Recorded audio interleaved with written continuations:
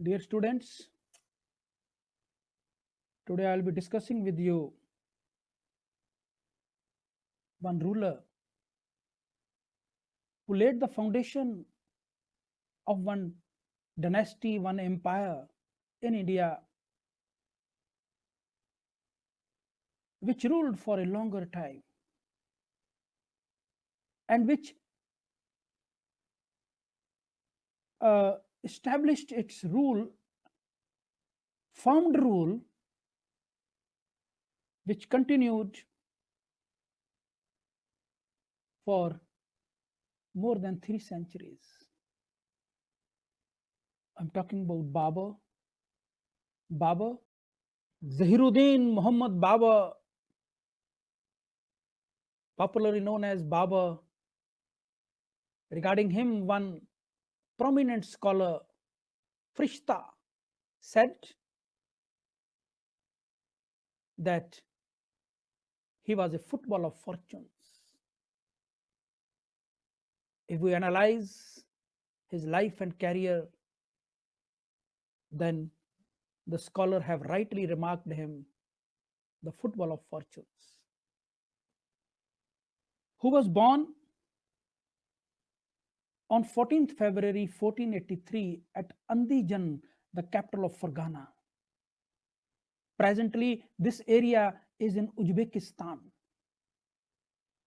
one of the Central Asian republics rich in minerals and resources.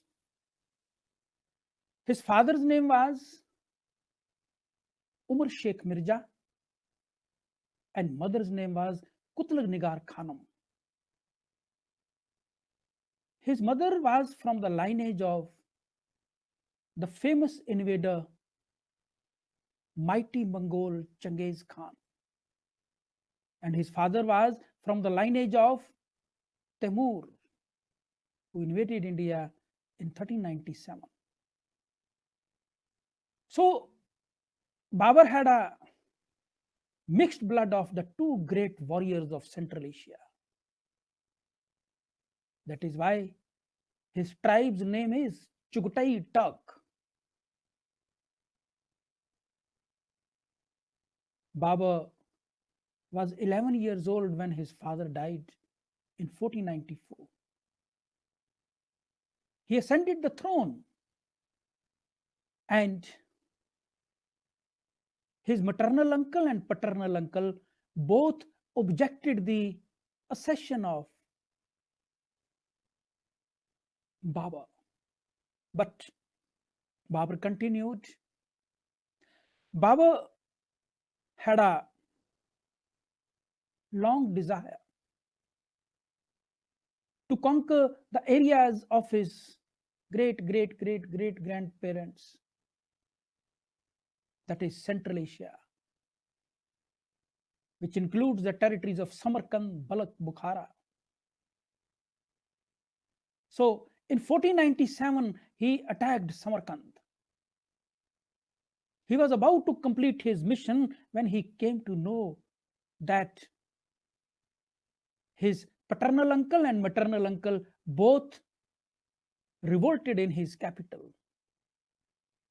He marched towards his capital. He was on the way when he came to know that both his capital, Andijan, as well as Samarkand fell in the hands of the rebels.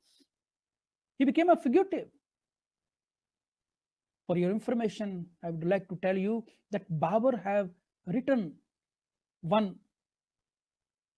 autobiography, which we call Mamais of Babur or Baburnama or Tuzke Babri, which is in Turkish language. He explained each and everything in that book. And he became fugitive. Then in 1501, he again attacked Samarkand. This time the ruler was Shabani Khan. Babur captured Samarkand, but could rule only for 100 days, about 3 months. Then he had to abandon that territory. Once again, he became fugitive. In his memoirs, he many times wrote that he remains happy wherever he lives. He loves the nature. He never feels sad that once I was in the palaces and now I am in the jungles. He wrote each and everything about his life in that autobiography.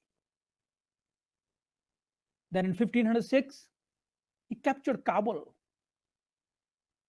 It was here that his eldest son Humayun was born from his Persian wife Hamida Banu Begum. Now, from here, Babur made a base and he attacked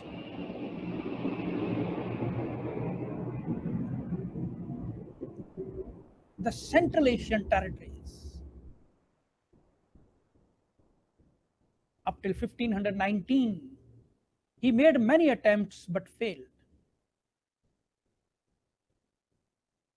From 1519 to 1525, he raided the northern parts of India 5 times. In one of the attacks, he even imprisoned the first Sikh Guru, Guru Nanak Dev Ji. Guru Nanak Dev Ji composed the Babur Bani, Khurasan Kasmana Kiya. So,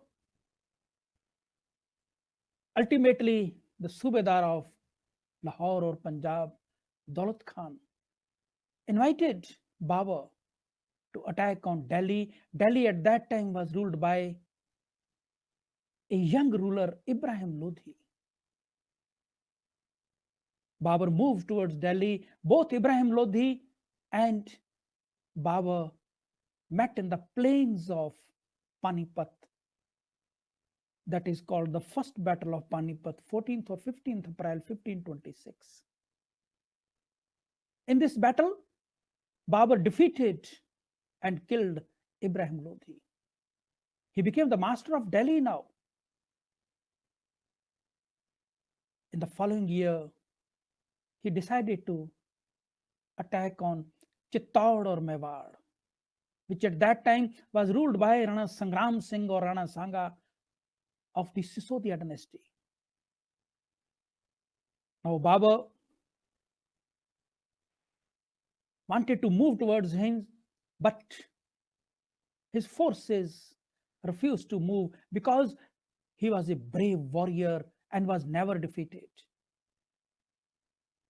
It is said that Rana Sanga have fought more than 100 battles and he was victorious. He had 100 wounds on his body. He had one eye, one ear, one hand, one leg.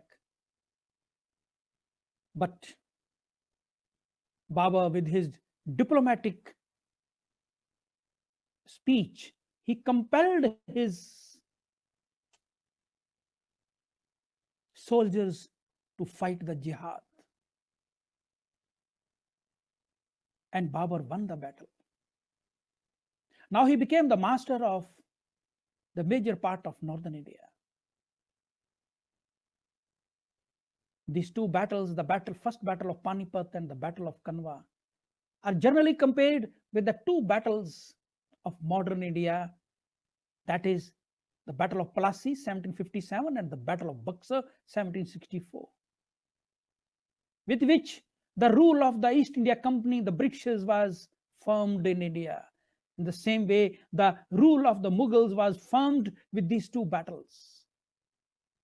In 1528, Babur decided to conquer Chanderi, another fort in Rajputana. It was under one General Madani Rai. Babur had to face a lot of difficulties, but he succeeds in defeating and killing the Madani Rai. In 1529, Babur sent his forces to defeat and finish Mahmud Lodhi, who took shelter in Bengal. It resulted into the Battle of Ghagra in 1529. Babur won this battle. After these 4 battles, Babur became the master of northern India. Still, he had a desire to conquer his ancestral territories. He moved towards Central Asia. On the way, he fell ill at Kabul. And on 26th December 1530, Babur died.